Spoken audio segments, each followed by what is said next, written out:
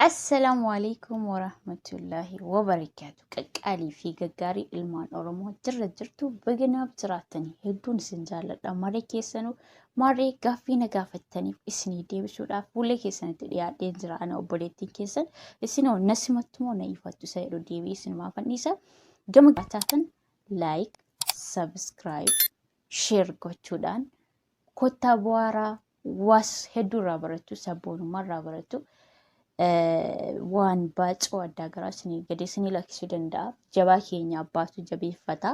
So artistoota keenya qaqqaalii fi gaggaarii jireenya dhuunfaa isaanii osoo jiraachuu danda'anii oromummaa isaaniif jecha dararamuu lammii isaanii ijaan ilaaluu dadhabanii baqattoota jedhamanii biyya addaa garaa keessatti argaman kana nuyi immoo hamilee taanee jabeessuu gargaaruudha qabna isiniin jechuun barbaada. Ammas itti aansuudhaan gama gaaffii deebii keenyaatti osoo hin seeniin dura ilmaan Oromoo kan kaabaa fi kan kibbaa kan na beektan marti keessanuu sooshaal miidiyaa irratti asumaan kan isin mufachiise mara keessanuu rabbiif jecha dhiifama naaf godhaa. Nama ta'e kan hin dogongorin hin jiru. Gama siyaasaas haa ta'u gama dhuunfaatiinis haa ta'u isin mufachiisee jiraachuun mala. So kanaafuu dhiifama naa godhaa ilmaan Oromoo natti fakkaatee waan hundaayyuu turee bulee namaaf galaa. Nama ta'e kan hin dogongorin hin jiru. Ilmaan Oromoo dhiifama naaf godhaa please. Dhiifama naa gochuu keessan koomentii jala na beeksisaa irra deddeebi'aa malee dhiifama isiniinan jedha Oromoo koo. Okay, gama gaaffiitti isin dabarsa. Gaaffiin tokkoffaa kana jedha. Maqaan kee inni dhugaan eenyu kan sooshaal miidiyaa irratti ittiin beekamtu hoo? Eessatti dhalatte? Bakka itti dhalatte kiiloo meeqa jaallattaa jedha. Maqaan kee inni dhugaan maqaan kee inni sooshaal miidiyaa yookaan fuula feesbuuka kiyyaa irratti na beekan Hawwaa wallaggaa hooggantuu Oromiyaati. Mungkin hoogganuu nan danda'a inshaallah. Inni immoo maqaan kee inni dhugaallee sanuma maqaa abbaa kiyyaa qayyare malee Hawwaa Muhammad Kadiree eessatti dhalatte seeduudhaaf ani wallagga bahaa aanaa Sibuu Sireetti dhaladhe magaalaa Laqqamteerraa kiiloo meetira 65 waan akkasii kan deemsisudha. Biyya kee kiiloo hammam jaallattaa seeduudhaaf gaafa mazzanii isinii mammaaf hin mazzanne laa.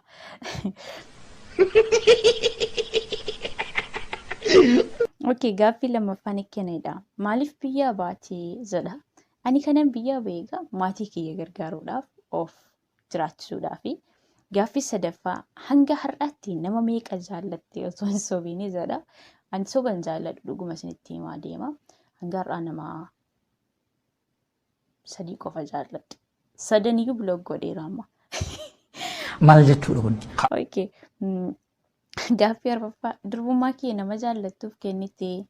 Yaa nama jaalladhuufan kenne. Wanti ittiin jaallatamtu waan taateef nama jaalladhuuf kennuudhaa qaba. Nama jaalladhuudhaaf hin kenne. Gaaffiin shanaffaa amma durbummaan lammataa siif deebi'ee ni barbaaddaa? Eeyyee. Eenyuuf kennitaa jedha. Durbummaan lammataa naa deebi'u akka ajaa'ibaa kana barbaada yaa rabbi durbummaa kiyya ganamaatti naaf deebisee du'aa godhadha halkaniif guyyaa ammayyuu deebi'uu didee malee eenyuuf kennitaa isa jedhu immoo jaalmarroodhaaf kenna. Jaalmarroon durbummaa isaallee qaba. Anis maaf hin kennu. Inni danda'ee fudhatee jennaan kun waadaadha ittiin naaf ga'a. What a shock man! Gaaffii ja'affaa nama meeqa jaalala gaafatteettaa? Jaalatamuu malee jaalladhee hin beeku. Amma kanaan dura jette artistii tokko. Ani jaalatamuu malee jaalladhee hin beeku. Amma kanaan dura jaalala namaa dhiyeessee hin beeku. Nama na gaafata malee kan rabbiin na argu. Aslan durbi dhiira hin gaafattu. Sheemiidha. Gaaffii torbaffaan akkanadha. Ani waan kee kajeelu osoo dhiisee amma kana dubbisu. Hey y'all, come look at this. Ani waan kee kajeelu laphee keerran ciisan lapheerra ciisanii akkamiin dhiisanii jettee sirbite siittiin abbaa duulaa maal jechuu seetii inni hin dhiifamne suni maal inni jedha. Maal isiniin jedhu ilmaan Oromoo? Ajaa'ibuma. Ani waan kee kajeelu laphee keerran ciisa lapheerra ciisanii akkamiin dhiisanii jettee sirbite siittiin abbaa duulaa maal jechuu seetii inni hin dhiifamne sun maal inni? Maybe daabboo ta'uu danda'a. Daabboon ni famu.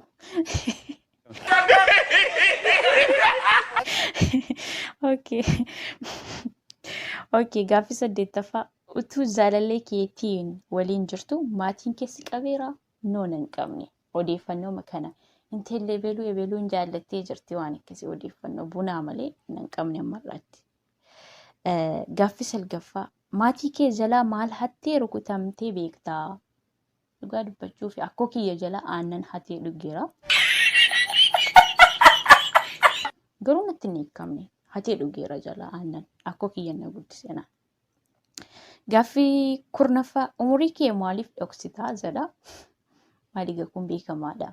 Namni dulloomuu jaallataa dulloomuu hin jaalladhu akka kiyyatti.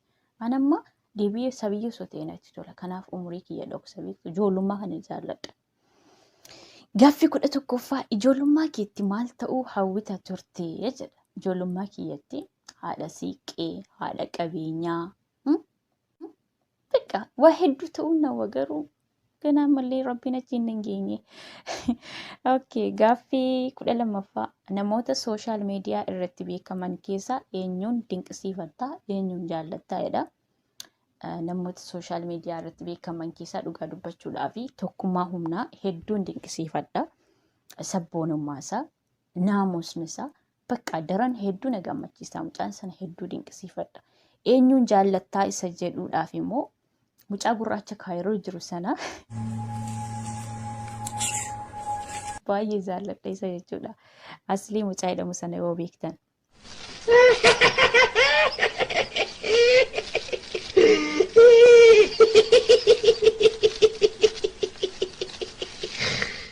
Okay. Gaaffii 13ffaa. Gaaffii 13ffaan akkanadha. Namoota hiriyummaa yookaan oromummaan itti siqxurraa jaalalli siif dhiyaatee beekaa? Eeyyeen akka ajaa'ibaatti. Ati hoo irraa qabamtee beektaadha. Jaalalli akka ajaa'ibaatti naa dhiyaatee beeka.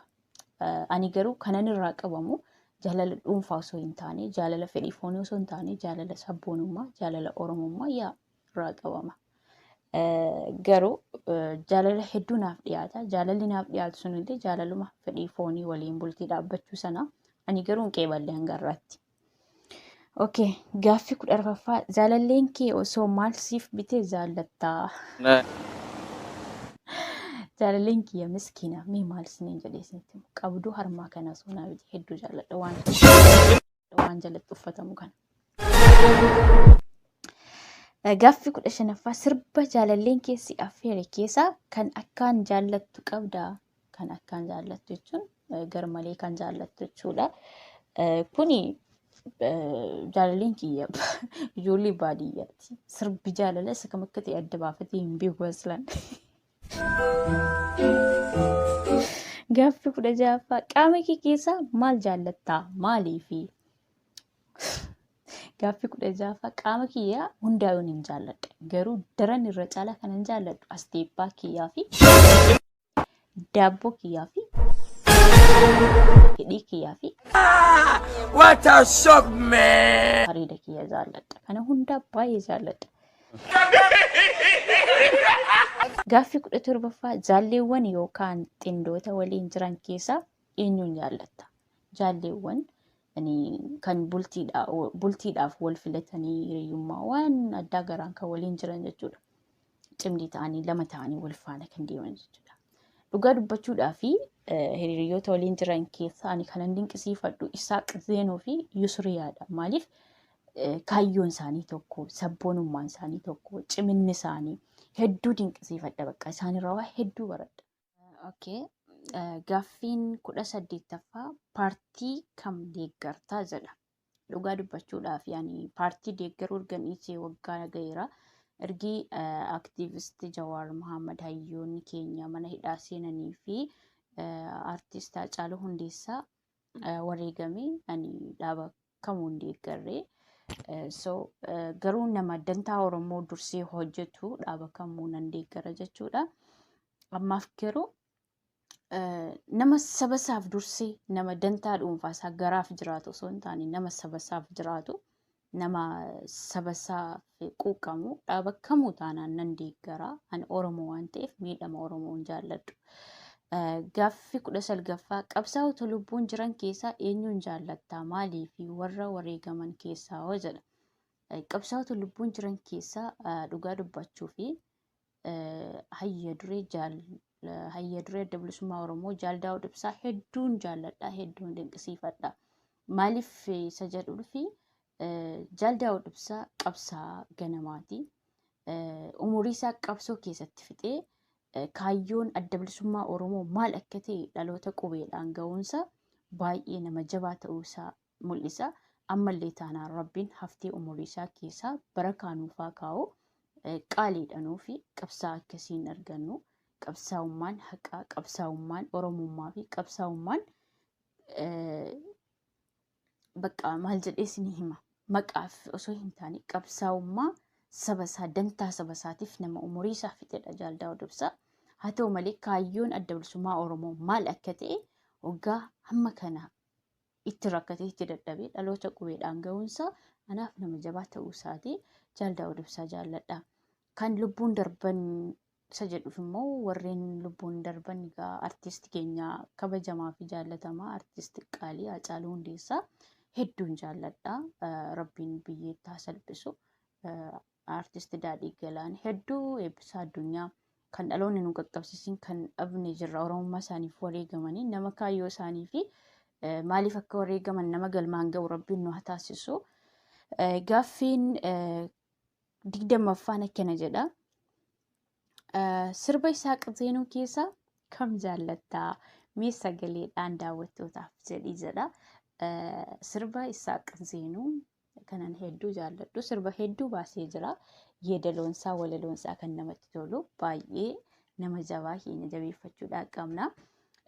Garuu sirba isaa keessaa kan inni tolu isa kam seetanii beektaa? Beekni hundarraa wajjin kan yeroo darbe baasan jedhe yoo jettan dirqama taanaan nan jedha. Garuu badaa sagalee hin qabu.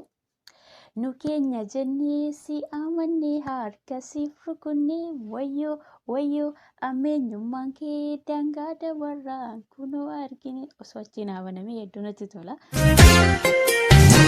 Nu keenya jennee si amannee harka siif rukunnee wayyoo wayyoo ammeenyummaan kee dangaa dabarraan kunoo argine wayyoo wayyoo qeerroo fi qarree lubbuutti dhabdee boojuu si baafnaan wayyoo wayyoo hidhaafa jecha maqaanuuf laattee shoror keessumaan wayyoo wayyoo mukti qottoo maaru mukarraa jitee ofuma muree sanyii isaa bitee sila sabni ormumaan beekamaa biraa diinomee kanaan maal jenna gadaa dhiigdee gaada doo filattee hayyuu Oromoo hidhaatti lagdee duris naftanyaan takkaanuun tollee lukeessaan baanee madaanaan olee biraan saatu yoo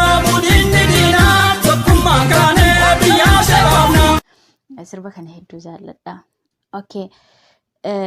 Gaaffii 21ffaa jaalallee kee yookaan abbaan manaa kee nama akkamii yoo ta'e jaallattaa? Dhugaa dubbachuudhaaf jaalalleen kiyyaa yoo doktora ta'e jaalladha. Maaliif dhibee kiyya danfee waan na yaaluu danda'uuf. Okay. Gaaffii 22ffaa shamarran baay'een dhiira laphee qabu yookaan qaama bal'atu jaallatu maaliif jedha. Egaa kun beekamaadha. Dhiira laphee qabu yookaan qaama bal'atu jaallatti shamarran. Maaliif isa jedhuuf uffatu irraa tola. Yoo hammatan nama quuqu. Yoo itti jedhan akka ispoonjii jismiinsaa lallaafaa waa hedduu isinii kaa'uu danda'a. Egaa namni qal'aan meeqatu jiraachuu danda'a. Kan qaama hin qabne kan qoma bal'anne natti aaruu danda'ani. Kanaafuu nama hojii walitti nan buusiin isaa please. Gaaffii 23ffaan akkanadha. Dhumarratti ergaa dabarfattu waan akkasiiti. Ergaan dabarfadhu ilmaan Oromoo qaqqaalii fi gaggaarii ammallee warreen natti mufattan dhiifama naaf godhaa. Itti aansuudhaan artistoota keenya akkuma isiniin jedhe jireenya dhuunfaa isaanii bashannananii biyya isaanii irra osoo jiraachuu danda'anii dantaa Oromummaa isaaniif, dantaa sabboonummaa isaaniif, dantaa saba isaaniif dursanii baqataa ta'anii biyya ormaa keessa waan jiraataniif nu immoo haamilee taanee fi jara kana cinaa dhaabbachuu qabna, jajjabeessuu qabna, miidiyaa isaanii irratti waan barbaachisuun cinaa dhaabbachuu qabna. Kun ergaa obbolummaa Oromummaa isiniif qabudha qaaliiwwan koo. Itti aansuudhaan artistoota keenya akkuma isiniin jedhe jireenya dhuunfaa isaanii bashannananii biyya isaanii irra osoo jiraachuu danda'anii dantaa Oromummaa isaaniif, dantaa sabboonummaa isaaniif, dantaa saba isaaniif dursanii baqataa ta'anii biyya ormaa keessa waan jiraataniif nu immoo haamilee ta'anii fi jara kana cinaa dhaabbachuu qabna, jajjabeessuu qabna, miidiyaa isaanii irratti waan barbaachisuun cinaa dhaabbachuu qabna. Kun ergaa obbolummaa Oromummaa isiniif qabudha qaaliiwwan koo. Itti aansuudhaan anillee YouTube nan qabaa yoo isinitti tole galaati subscribe naa godhaa. Keessattuu nama sabboonummaa irraa barachuu dandeenyu, Oromummaa irraa barachuu dandeenyu, waan hin beekne tokko irraa barachuu